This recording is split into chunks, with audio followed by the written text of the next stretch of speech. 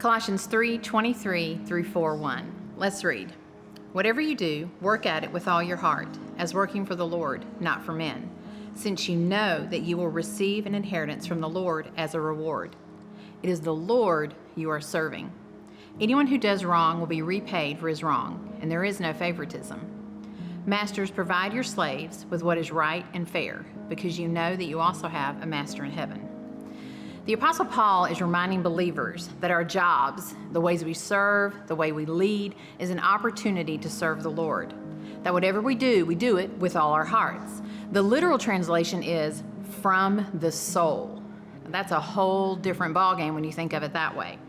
The first question I have to ask myself is, are my attitudes and my actions a from the soul attitude? And what is from the soul?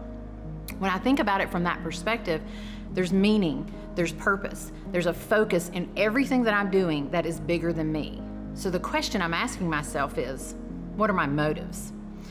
So from the soul is more than just checking a box or saying hey as somebody walks by and not giving them your attention.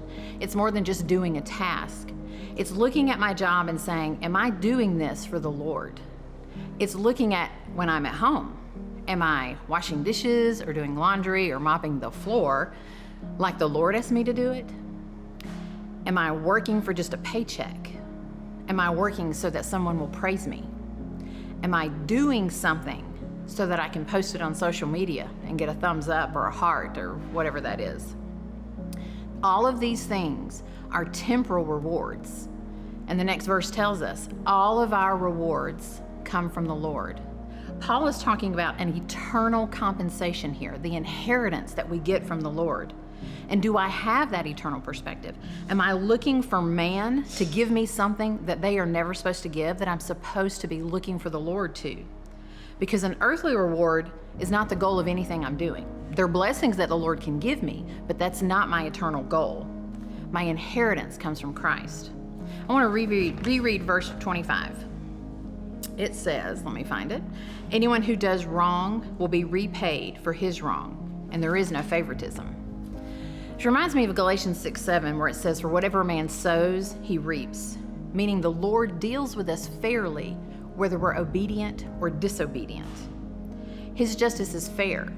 Now, this earth, nothing fair about it. But his justice for us, whether we're walking in obedience and sowing that, or whether we're walking in disobedience and sowing disobedience, we will reap that, and he is fair in that justice. So God sees, and he has no favorites when it comes to the justice. So what I sow, I'll reap. And that applies to everybody, even in the next verse. The passage ends with 4:1, a challenge to employers or bosses or whoever's leading others to model Christ's justice and fairness to those that they're leading. And why are they doing that? Because they're supposed to be leading from the soul. Through all of this, being a follower of Christ makes us more responsible, not less.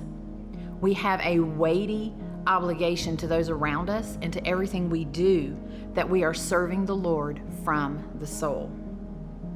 And so the challenge as I read through all of this is for me to ask the Lord to search me, to know me, to look at my motives, to look at my attitude, and ask him to reveal to me, where is it that I'm not serving him from my soul? And I confess that, and I repented. And then I ask for the Lord to open my eyes so that I have a joyful attitude in serving him. And so when you pray today, ask the Lord to do that, to show you and to reveal it, that in your working, in your serving, or in your leading, that you'll have a pause in your spirit for the Lord to tell you, this is for me and for no one else.